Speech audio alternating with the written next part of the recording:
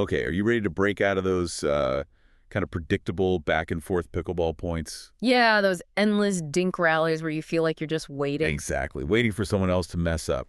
Well, today we're doing a deep dive into something that can really shift that dynamic, the reset. The reset. It's such a crucial skill, especially for intermediate players, you know? Hmm. That zone, the transition zone between the baseline and the kitchen, it can feel like quicksand. Totally. You hit a decent third shot drop, you move in, but then bam, you're stuck. You feel vulnerable. Or your opponents speed things up, and suddenly you're just reacting, scrambling. Resets are like your secret weapon to flip that script. Okay, so let's define that, a reset. Mm, It's like hitting pause strategically, a way to get control back. that's a great way to put it. Slowing things down, neutralizing pressure. So our mission today is pretty clear. Right. We want to give you, the intermediate player, a solid handle on when to use a reset, why it's so darn effective, and really how to start weaving it into your game, like starting now. Think of it as your ticket to dictating points, not just reacting to them.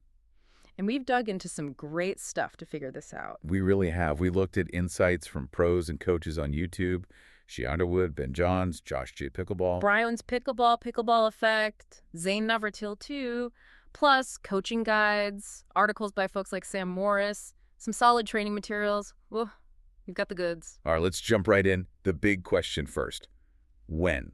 When should you be thinking reset? Okay, the number one win has got to be the transition zone, that mid-court area. Right after the third shot drop. Exactly. You hit the drop, you move in, but you're not quite at the kitchen yet. You're in that slightly awkward middle ground. Super vulnerable to attack right there. That's prime reset time. So instead of forcing something aggressive from there, You hit a controlled reset, it turns that dangerous spot into an opportunity, really, a chance to transition safely. makes sense. You're not quite set up to attack. You're not on the baseline.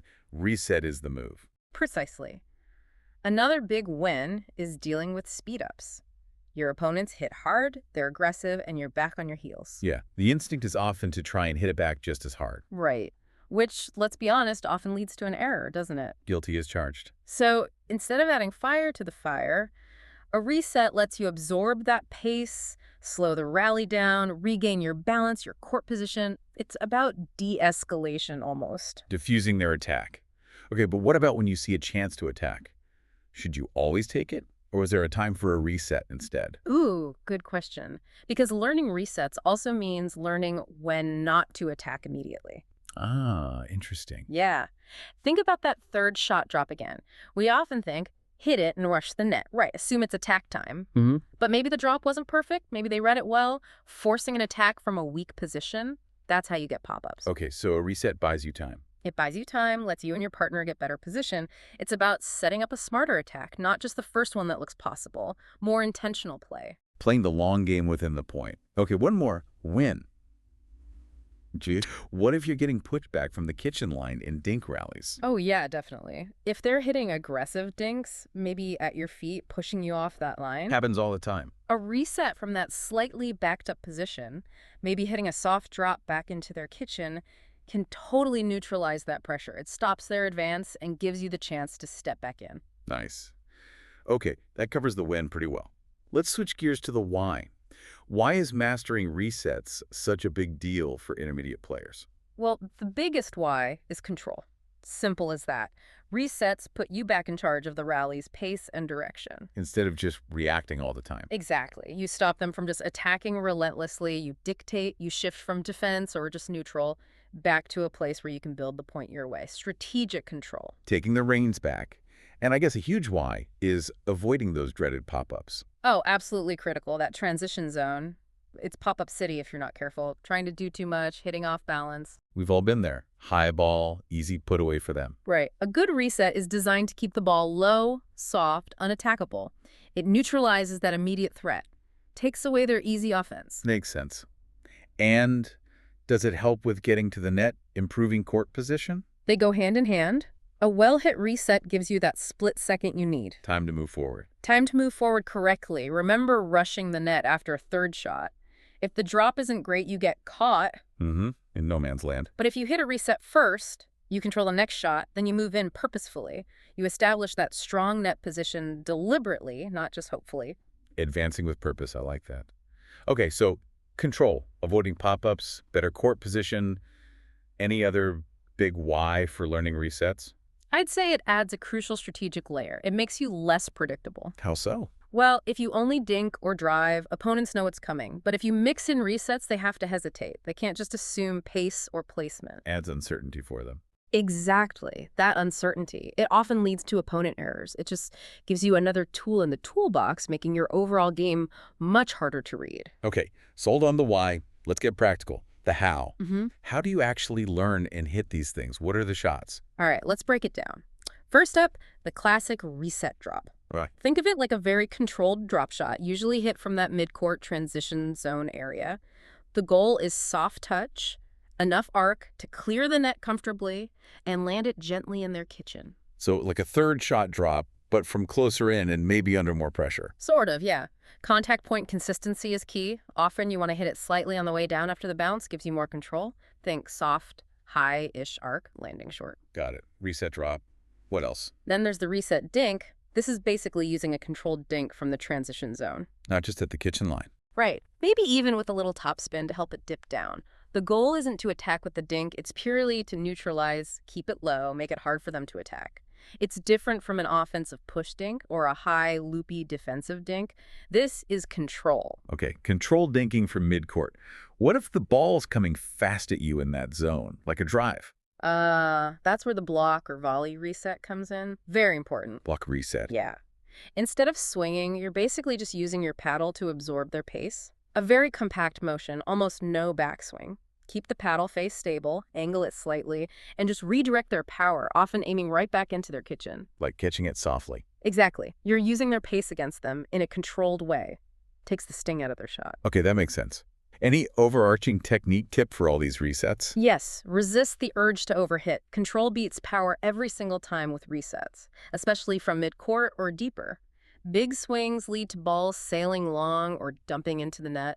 It's all about touch, feel, and placement. Control over power. Got it.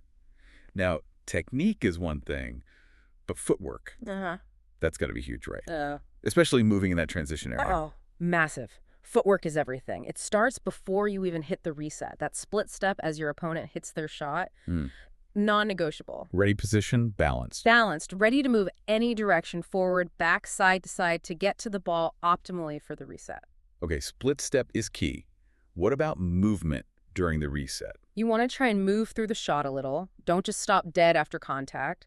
A little forward momentum helps with control and also starts your movement towards the kitchen if that's the goal. Flowing through it. Yeah, and related to that is weight transfer. Getting your weight moving forward slightly into the shot helps with depth and that smooth transition forward, controlled body movement into the shot. So it's not just an arm swing. Anything else on footwork? Maybe just a quick mention of the pivot step.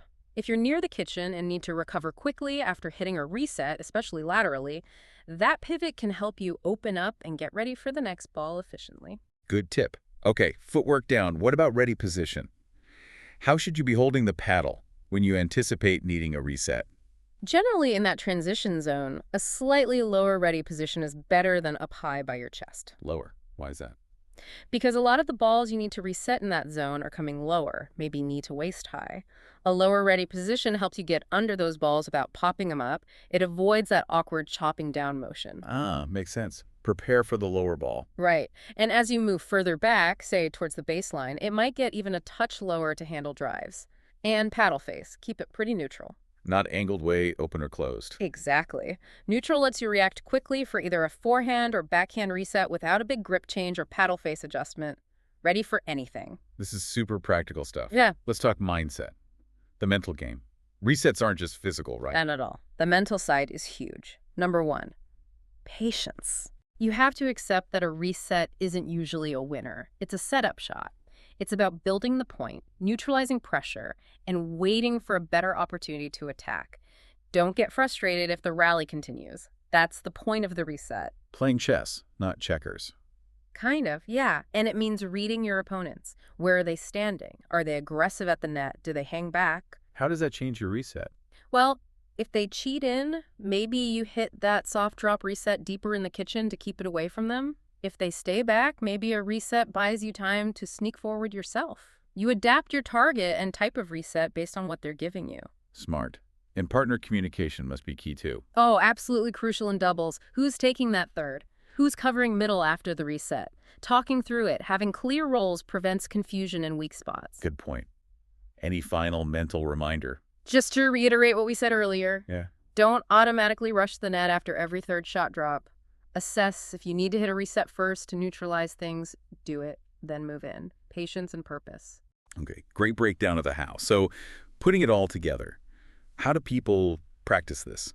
Drills. Drills are definitely the way to go. You need repetition to build that feel. What kind of drills? Focus on ones that mimic the game situation. So someone feeds you a ball, you hit a third shot drop, then they hit a specific type of shot back to your transition zone, maybe a drive, maybe a medium pace ball, and you practice hitting your chosen reset. The reset drop, the reset dink, the block volley. Simulating the sequence. Exactly. And practice hitting them from different spots in the transition zone, not just the center.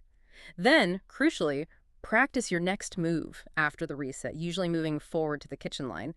Controlled drilling is key. Focus on the touch, the placement, not just banging balls. Consistency and feel over power. That's the mantra for reset practice. Fantastic. This has been incredibly insightful. So quick recap.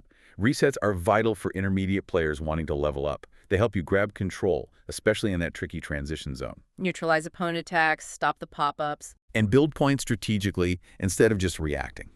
It's a blend of the right shot, good technique, smart footwork, and definitely a patient mindset. Well put.